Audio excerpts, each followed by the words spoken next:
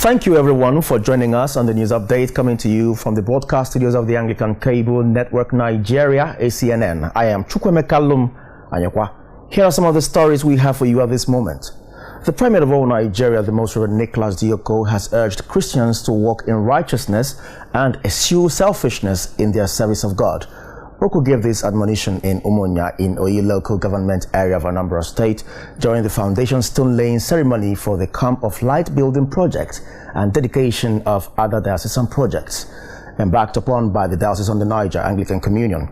The primate observed that integrity is a scarce resource in today's world and urged the people to guard against any sign of fraudulent activities in executing the projects. The primate was accompanied by the president of Women's Organization in the Church of Nigeria, Mrs. Nkasiobi Oko, and some bishops of the communion. The primate of all Nigeria on his arrival was welcomed at the bishop's court by the bishop, priests and members of the Boys and Girls Brigade of the Diocese on the Niger.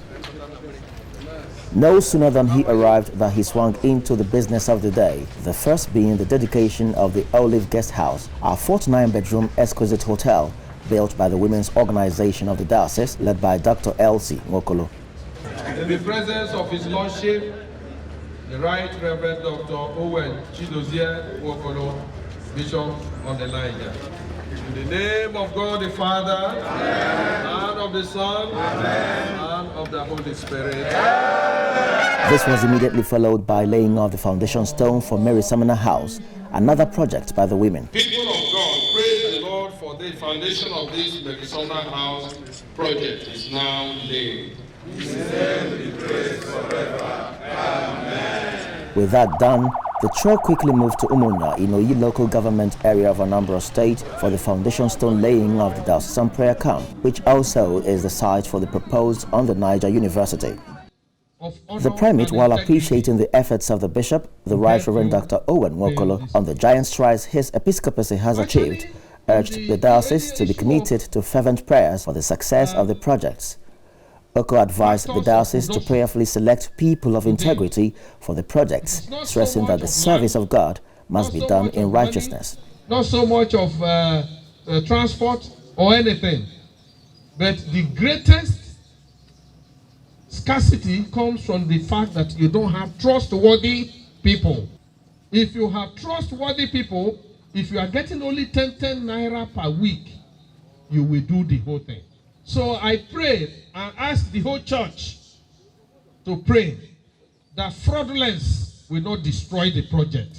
The visit attracted the presence of the former governor of the Central Bank of Nigeria, Dr. Chukwuma Soludo, the traditional ruler of Umunya community, as well as the governor of Anambra State, Chief Willie Obiano. The governor said his administration has succeeded in bringing interdenominational harmony in the state and promised to partner with the church in bettering the lots of the people. Continue to patronize, partner with them, that's the word. I will continue to partner with the church in the area of education, in the area of health, and the new addition for the coming year is in the area of agriculture. With all the talks done, the primate, in company of the bishops and other dignitaries, laid the foundation stone of the camp project, which comprises the camp chapel, hostels, camp auditorium, and guest houses. Praise the Lord for the foundation of these projects are now laid. His name be praised forever. Amen. Now back to base at All Saints Cathedral, Onitsha. The primate and the visitors were entertained in a fanfare and march past, which featured different organizations, groups, and service arms, as well as the priests of the diocese.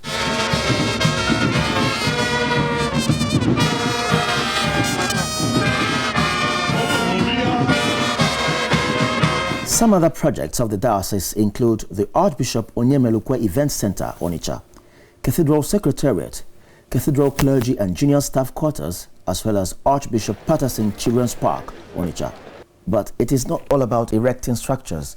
The diocese has the vision to take its place in the scheme of things, and that's why the diocese is embarking on holistic drive to move the diocese forward. It's not just on projects, but you can see the human aspect of it. The diocese is investing in mission, supporting even every freshman at the diocese will pick about 1 or 2 dioceses and give them a substantive support.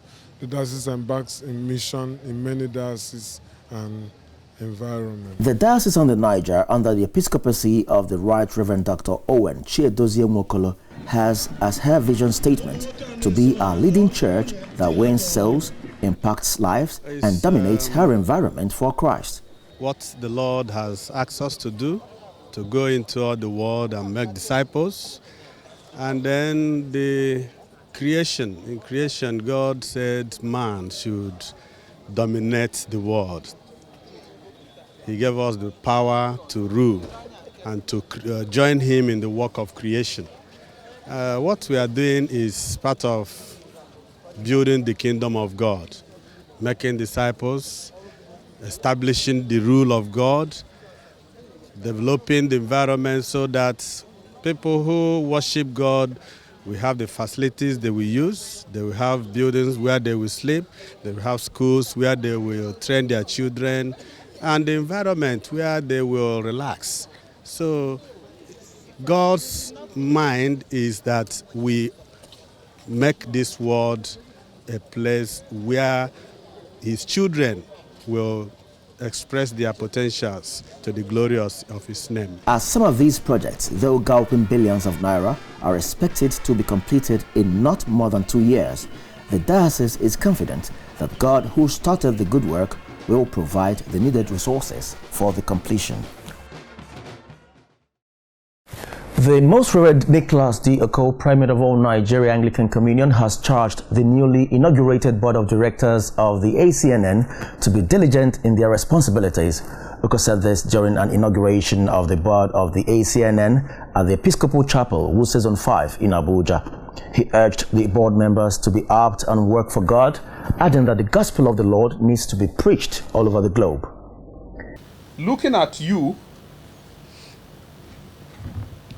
you can run CNN, this group. There is nothing that is not here in this group. So the Church of Nigeria expects that you will lead us. Either we are migrating from one channel to another, this thing, you will take us there. But we want a quality station. A quality station. Whatever is necessary to be done to get it to that level. ACNN should be a name that will be a household name around the country.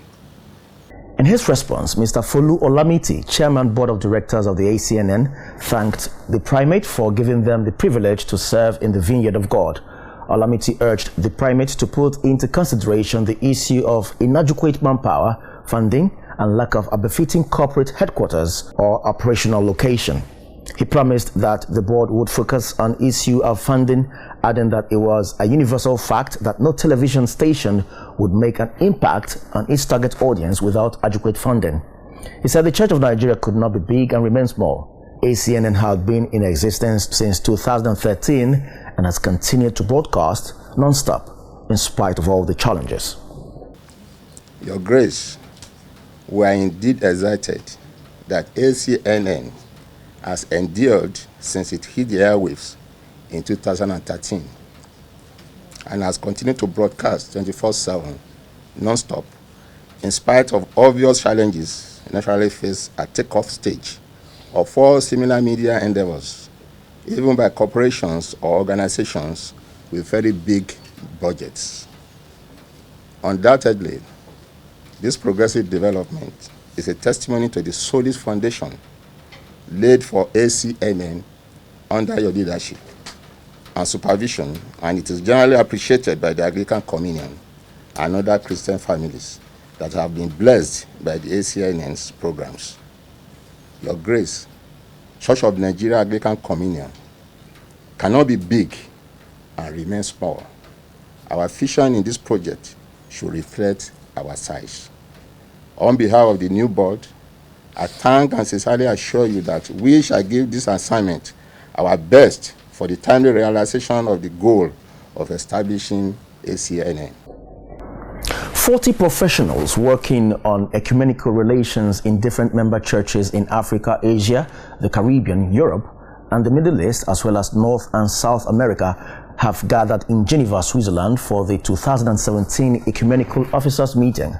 The four-day meeting organized by the World Council of Churches afforded them the opportunity to learn about the various WCC programs as well as learn from each other's experiences.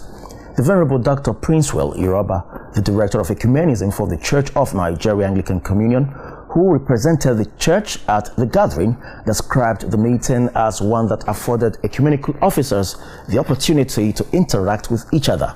Iroba said the council is fully interested and involved in fostering peace in Nigeria and preoccupied with how churches can work together to confront the challenges of the world. So they are talking about Nigerian roles of WCC in Nigeria. They have Peace Center that they established in Kaduna, and they have been coming to helping us in our interfaith dialogue in Nigeria to see how they will ensure that there is peace, there is conflict resolution, and then also using some of our youth that they make ambassadors for peace, and then get them to continue their work. So they have always, WCC has always been in touch with Nigeria. The General Secretary has come here several times. That project in Kaduna, it has been commissioned, and in some other places around that they come do. So, but they have regard for Church of Nigeria, really great regard, because Church of Nigeria is the most populous of all the churches in Nigeria, if not one of the highest churches in the WCC. Iroba, however, pointed out that though the Church of Nigeria is a part of the WCC, the church is very careful in its commitment to the council's activities so as not to give room to the infiltration of beliefs contrary to that of the communion. The Archbishop of Lagos Ecclesiastical Province Anglican Communion, Dr. Olushino Fape, says Nigeria is sick because the leaders are engaging in corruption. Fabe, speaking on Sunday during our 57th Special Independence Anniversary of Nigeria in Abuja, said increasing agitations for Biafra and restructuring is because of confusion among leaders. The clergyman said that Nigerians have been seeking the face of God but have not turned from their wickedness. He explained that violent agitations towards restructuring and Biafra creation is not the best solution to Nigeria's problem. It is still a full year and 5 months to the 2019 elections, but some politicians eyeing the highest office in the land are already positioning themselves to run. One of such is the Ekiti State Governor Ayodele Fayose, who has not hidden his desire to contest the presidency on the platform of the People's Democratic Party.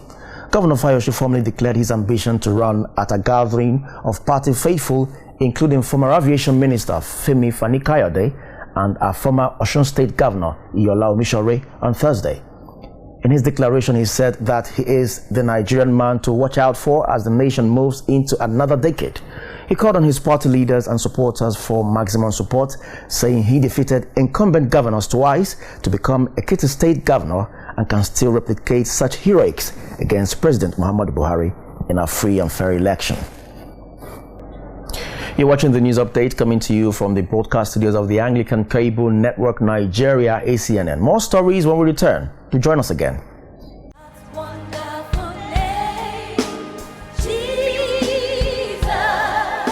We have a man of power and authority.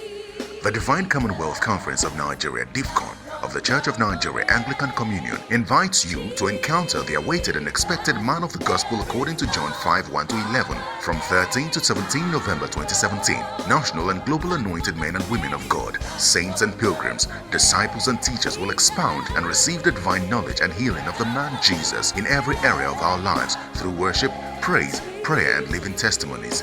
DIVCON venue, the National Christian Center Abuja at 8 a.m. daily. Online registration is ongoing at www.stifcon2017.org and at accredited centers of the Church of Nigeria. Convener, His Grace, the Most Reverend Nicholas Oku, Primate of all Nigeria Anglican Communion.